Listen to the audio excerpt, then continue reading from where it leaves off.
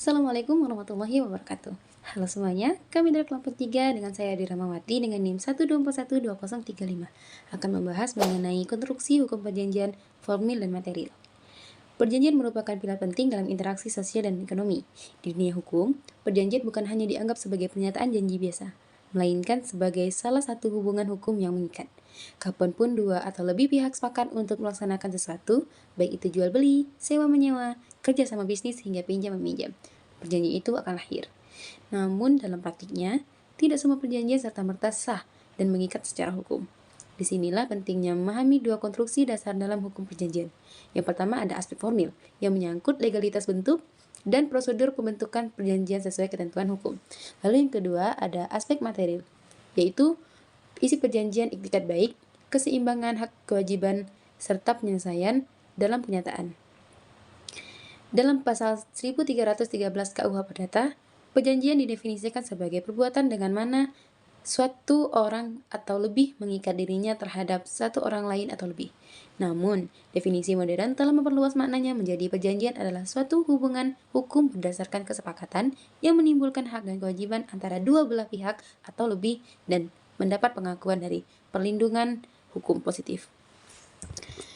Tujuan hukum dari sebuah perjanjian adalah menjamin kepastian hukum dalam hubungan antar subjek hukum.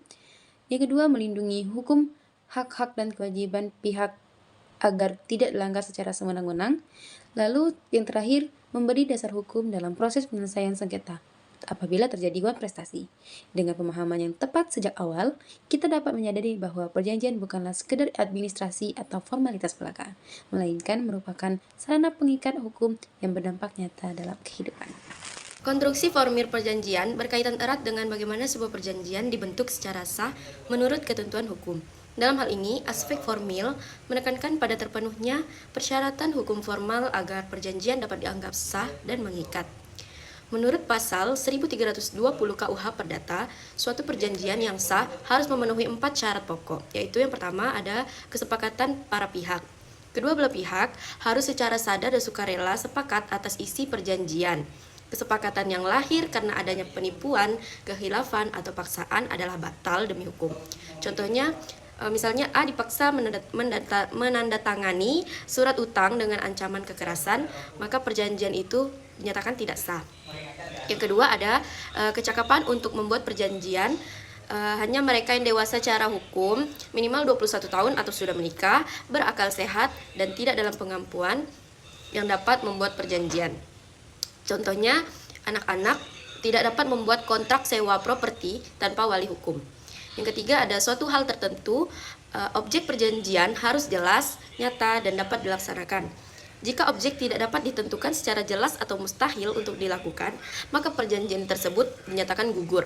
Contohnya, saya menjual udara bebas di gunung, maka gunung tersebut tidak dapat menjadi objek hukum. Kemudian yang terakhir ada sebab yang halal. Tujuan dari perjanjian yang tidak boleh melanggar hukum, kesusilaan, atau keterlibatan umum. Contohnya, perjanjian antara dua orang atau membagi hasil dari perjudian tidak sah dan tidak dapat dituntut secara hukum. Dengan terpenuhinya keempat syarat tersebut, maka perjanjian memiliki kekuatan hukum secara formil. Sebaliknya, jika salah satu tidak terpenuhi, maka perjanjian dapat batal atau dibatalkan. Oke, baik, di sini saya akan melanjutkan materi saya, yaitu bentuk formil khusus dan contoh praktis.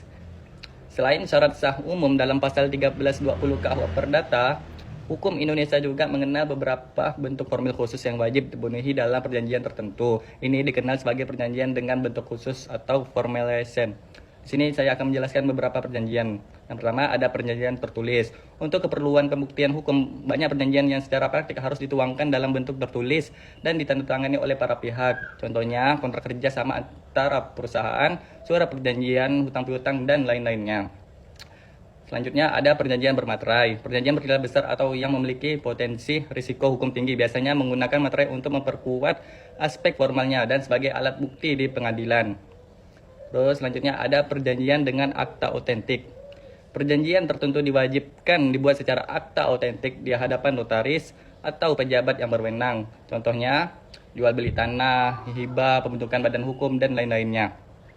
Contoh praktisnya seperti ini. Misalnya si A dan B melakukan kesepakatan pinjam meminjam uang senilai 50 juta rupiah. Tetapi tanpa dibuat perjanjian tertulis, hanya secara lisan ketika B mengingkari dan tidak mengembalikan uang, A sulit membuktikan di pengadilan. Akibatnya perjanjian tersebut cacat secara formil karena tidak dapat dibuktikan adanya kesepakatan yang sah.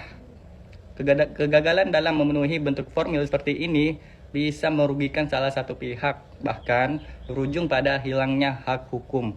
Di sini saya akan menjelaskan perbedaan dengan aspek formil yang fokus pada legalitas, prosedural, aspek materi. Perjanjian lebih menekankan substansi dan pelaksanaan dari perjanjian. Nah, apakah isi perjanjian tersebut seimbang, wajar dan sesuai dengan etikat baik? Beberapa elemen penting dari aspek materi antara lainnya ini, isi yang adil dan tidak sepihak. Klausul dalam perjanjian harus memperhatikan keseimbangan hak dan kewajiban. Klausul yang memberatkan satu pihak secara tidak proporsional dapat dinilai sebagai klausul baku yang merugikan dan bisa dibatalkan. Contoh, kontrak sewa. Penyewa yang menyatakan bahwa seluruh perusahaan ditanggung penyewa meski bukan kesalahannya.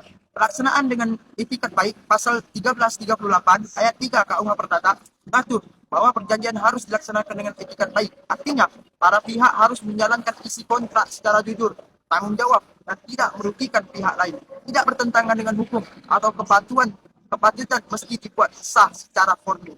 Jika isinya melanggar hukum, maka perjanjian dapat dibatalkan. Contoh, perjanjian menyembunyikan dana hasil kejahatan adalah cacat materi. Dapat dievaluasi oleh hakim-hakim memiliki kewenangan ex officio untuk membatalkan perjanjian yang isinya bertentangan dengan asas moralitas, hukum, atau keadilan meskipun telah ditandatangani para pihak. Contoh praktis yaitu perjanjian kerja antara perusahaan dan karyawan. Nyatakan jam kerja adalah 16 jam per hari tanpa lembur dan tanpa hari libur. Secara formil mungkin sah karena ditandatangani, namun secara materi perjanjian ini melanggar undang-undang ketenaga kerjaan dan dapat dibatalkan oleh pengadilan. Perbedaan formil dan material.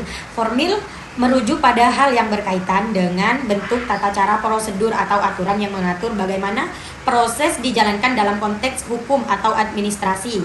Aspek formil memastikan bahwa semua proses yang dilakukan sesuai dengan prosedur yang telah ditentukan tanpa memperhatikan terlebih dahulu isinya atau substansinya.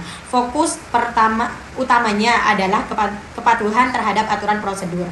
Sebaliknya, material berkaitan dengan isi atau substansi suatu hal atau aspek yang lebih menekankan pada apa yang sebenarnya terkandung dalam suatu tindakan, dokumen, atau keputusan dalam hukum. Aspek material menilai apakah isi suatu perbuatan ini atau keputusan tersebut adil, benar, atau sesuai dengan norma hukum yang berlaku tanpa melihat apakah prosedur sudah sempurna. Secara formil, sebagaimana contoh dalam proses hukum, aspek formil memastikan bahwa sedang dilakukan dengan memberi kesepakatan kepada terdakwa untuk membela diri. Sementara itu, aspek material menilai apakah yang diadili benar, bersalah atau tidak berdasarkan fakta dan bukti. Jadi kesimpulannya, suatu perjanjian tidak bisa hanya dipandang dari suatu sisi. Ketika kita terlalu fokus pada aspek formil, misalnya hanya memastikan adanya tanda tangan dan materai, maka kita bisa melupakan kemungkinan ketidakadilan dalam isi perjanjian. Begitu pula, jika hanya memperhatikan keadilan tanpa memperhatikan prosedur hukum, maka perjanjian bisa dianggap tidak sah atau tidak dapat dibuktikan. Oleh karena itu, konstruksi hukum perjanjian formil dan material harus berjalan beriringan, saling melengkapi dan tidak bisa dipisahkan. Bagi praktis hukum, notaris, pelaku usaha maupun masyarakat umum, dua aspek ini adalah modal utama untuk menciptakan perjanjian yang sah, kuat, dan adil.